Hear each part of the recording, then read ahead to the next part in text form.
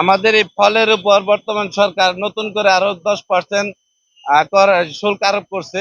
যে শুল্ক আরোপের জন্য আমাদের যারা গরিব সাধারণ মানুষ আর এখন কোনো ফল ক্রয় করে খেতে পাচ্ছে না।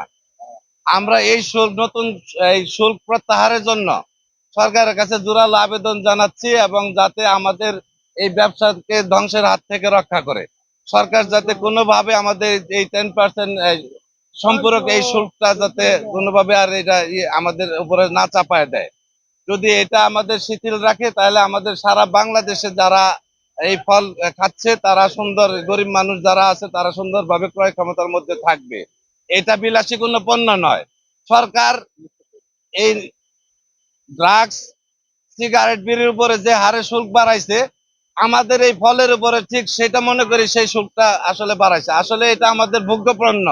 এটা আমাদের যারা রোগী আছে, যারা সাধারণ মানুষ আছে, এটা দৈনন্দিন শারীরিক চাহিদা মেটানোর জন্য একটা ফল।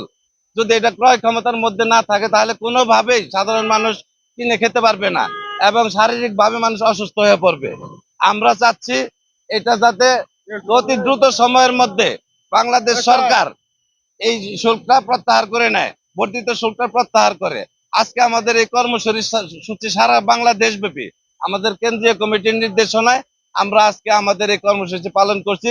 যদি আমাদের এই কর্মসূচির মাধ্যমে সম্পূরক শুল্কটা প্রত্যাহার না করে তাহলে আমরা আগামী দিনে আমরা আরো এর চাইতে কঠিন কর্মসূচি দিতে বাধ্য থাকবো, এবং এটা কর্মসূচি আমরা দিব কেন্দ্রীয় কমিটির নির্দেশ অনুযায়ী।